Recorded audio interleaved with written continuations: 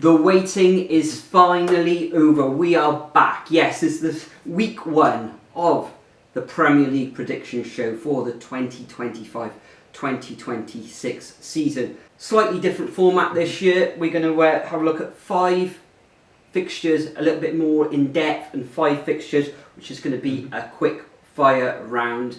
As usual, we'll be running the Superbru Predictions League, where you can all play along at home and take myself and Nathan on, and I'll also be running the Fantasy Football League as well, and all the details for both of those are in the description below. But let's get straight into it. All kicks off at Anfield, the champions Liverpool taking on Bournemouth on Friday evening. Nathan, your thoughts? So what a way to start, isn't it? Of course, the Premier League champions. The amount of signings they've made as well. We've discussed it a load in our actual main predictions, but it's going to be interesting. We've seen it in glimpses at the start in that Community Shield game where, of course, Crystal Palace did come out victorious on penalties, so they're going to want the revenge for that, especially Mo Salah there as well. Going to be interesting to see Jeremiah Frimpong, how well he does at right back, and also Florian Wirtz controlling that midfield as well. Really excited to see that, to be honest. It's a good way to start against Bournemouth, who have now practically lost all of their defence. And who have they signed to replace them? Absolutely nobody. So I think they are for a bit of a struggle at the start of the season, which I think happened the same last year as well. So I'm going to go comprehensive Liverpool winning this one to start things off, and go 2-0 to the Reds. 2-0 to Liverpool. Yeah, I think Liverpool will get off to a winning start. They only lost 1 match at home for the entirety of last season. They only dropped 11 points overall at home as well. You're saying that Bournemouth haven't actually signed anyone at the back as a replacement for the likes of Hussein, who went to Real Madrid. Zabarani signed for PSG for over 60 million euros. And Kirkes, who may even start against his former club in this fixture. Yeah, they've signed Bafodi Diakite, I think that's how you pronounce it, from Lille for 35 million euros. So it'll be interesting to see if he'll be in the side for this fixture against Liverpool, because he'd only joined his new teammates for a couple of days. As for Bournemouth's away form last season, it wasn't fantastic, but they did beat both Newcastle and Arsenal away from home. Mo Salah normally starts like a house on fire, doesn't he? So I expect Liverpool to get a few goals here. I'm going to go for a 3-1 home win to Bournemouth. I think Liverpool will concede because of their frailties against Crystal Palace last weekend, where the back line didn't look too great. Next up, at 12:30 on Saturday, live on TNT in the UK, we've got Aston Villa coming up against Newcastle, and the atmosphere there at Villa Park for the first game of the season is going to be absolutely raucous. At the time of recording, Wednesday evening, Jacob Ramsey could be on his way to Newcastle in some like a £40 million deal. A little bit weird. A little bit of a strange one, that one. But it's looking like Villa are trying to cash in on that. Maybe they can bring in some more players for that valuation of around about 40 million, as I said. Newcastle, all sorts of issues up front with Isak. He wants to get out of the club. Sounds like he doesn't want to play for them anymore, and apparently he's actually moved out of his Newcastle home as well, so it looks like he's played his last game for the Magpies. Aston Villa at home though, with the amount of attacking flair, the likes of Morgan Rogers if he's fit, Ollie Watkins, who had another good season last year. Newcastle can call on a wealth of attacking prowess on the wings. Elanga has joined those ranks with likes of Anthony Gordon, Harvey Barnes and Jacob Murphy. So great going forward, but at Villa Park I think the Villains will just sneak this one 2-1. Yeah, it's absolutely stacked at top for both teams, even though it looks like Isak hasn't played his last game and he's going to be phased out there, which it's just been an absolute mess, hasn't it? Just the entire transfer saga, trying to force a move when Liverpool have been underbidding for it. Yeah, it's just an absolute diabolical mess. Newcastle, both of them have very good midfields as well, and I just think it's going to be a bit of a goal fest here. You know what, it's going to be a stalemate 2-2 for me. Moving on, next up we have got Sunderland. Loads of players signed, starting up at the Stadium of Light. This is a 3 o'clock one, up against West Ham. West Ham, Well, poor end to last season, wasn't it? Graham Potter's still in charge at the moment. They have brought in Callum Wilson to bolster their front line a bit more, but I think just generally across the pitch, they have tried to phase out their Deadwood, but they haven't Antonio's really... gone out the door, hasn't he? Antonio's gone.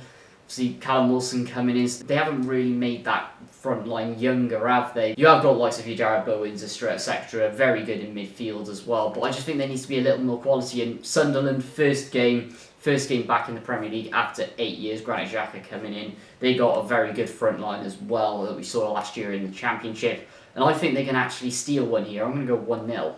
Yeah, Sunderland's tails will be up at home, back in the Premier League for a number of years now after slipping down to the second tier or third tier of English football. Yeah, they'll have plenty of energy, crowd right behind them, Stadium of Light. West Ham, they have brought a load of players in themselves. Attacking wise, Fulkrug up front has been decent in pre-season, so we'll see if we can get off the mark early. Yeah, flopped a bit last year. Yeah, in terms of goals, however, Sunderland at home, full house. I'm going to go for a 2-1 home victory to the Black Cats.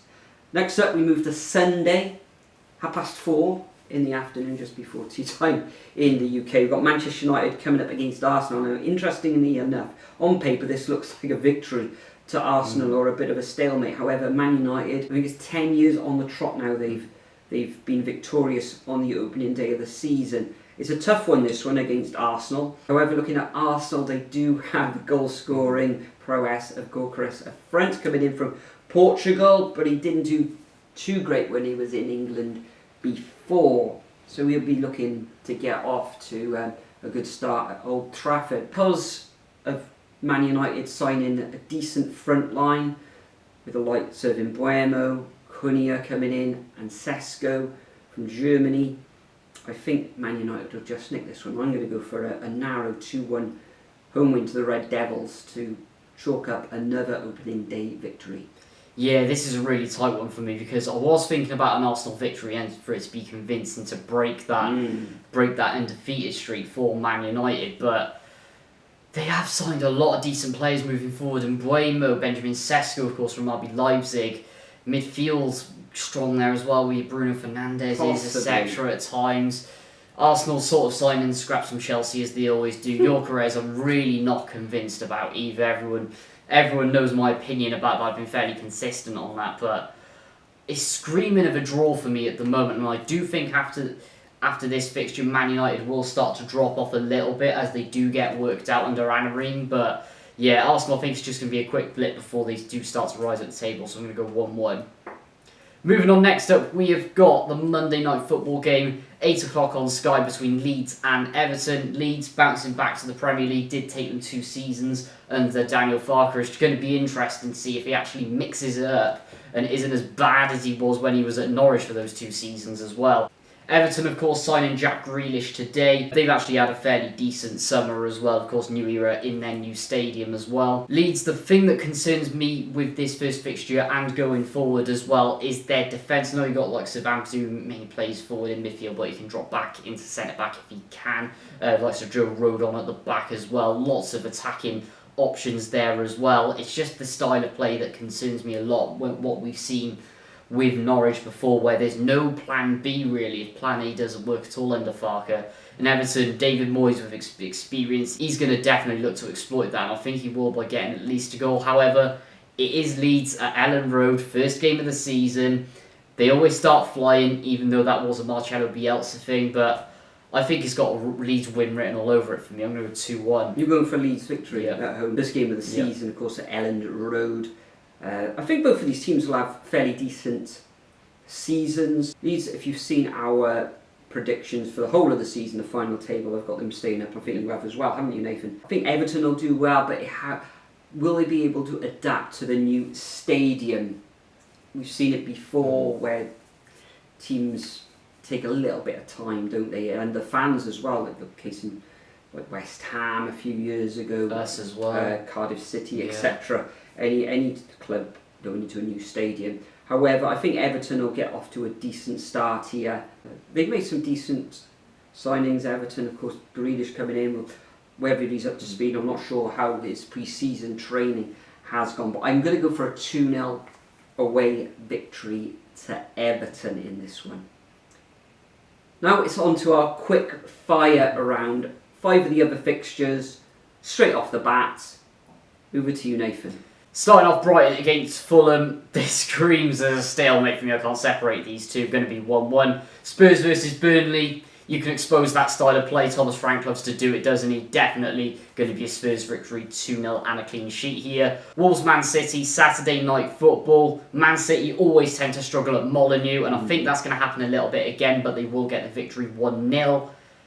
Sunday, 2 o'clock, Chelsea up against Crystal Palace. Crystal Palace, they're going to have the momentum there after winning their second trophy of the season. Chelsea had a very, very good pre-season with the trophy, so I'm going to go Chelsea here, just 2-1. And finishing off, Nottingham Forest up against Brentford. It's going to take a lot of a time of adjusting for Brentford. Forest will do it at the City Ground 2-0. For me, Brighton versus Fulham. Brighton, even though there's players going out the door like João Pedro, they always seem to find some diamonds. I think Fulham will do decent this season, but I'm going to go for a 2-1 home victory to the Seagulls. Spurs versus Burnley, they are in Super Cup action on Wednesday night. Whether that'll have an impact, not so sure, but they should have enough to beat Burnley 2-0. Wolves against Manchester City. Man City, quality coming in. I think they'll take all 3 points in a 1-0 away victory at Molineux. Chelsea against Palace. Palace look decent. I think they'll cause Chelsea all sorts of problems. But I am going for a draw 1-1. Nottingham Forest versus Brentford. Forest looked good last season. I think they'll continue to this season. And I'm going to go for a 3-1 home victory to Forest. So those are our 10 predictions. Make sure you play along at home by leaving your scores and predictions over at the Superbru website and in the comment section. Nathan, it's early doors. We haven't even started the season yet. But who do you think, as a manager, will be under the most pressure to begin with? Starting off, definitely Keith Andrews. At Brentford, he's got a lot to deal with, especially with the players going out the door, and if Wissa goes as well. Graham Potter, he's under pressure from last season as well. Anarim, you can't not mention him as well. He's got to get off to a good start. The big elephant in the room for me, and I think this goes back to the 2 seasons at Norwich, is Daniel Farke at Leeds. His Premier League record is diabolical when he's actually had decent squads as well. So Leeds, they've really got to get off to a good start here. Yeah, for me, as you say, Farke there, but I think they'll be alright. Maybe they'll give him time. But for me, okay, I think West Ham will give him time. But if they lose the first 4 or 5 matches, Potter is going to be under immense pressure. And if you're a Burnley fan, Scott Parker could bore not only the opposition to death, but his own fans. So the first week's Premier League fixtures are almost upon us. Playing from Friday to Monday this weekend. Enjoy all the action, whoever you support, and we'll see you all next week for game week 2. Hey, I got something to say. I'm just so sick of hearing everyone complain. I know it's tough and I know there's pain, but hitting bottom is the only way to change. So I'll keep hustling, you keep struggling.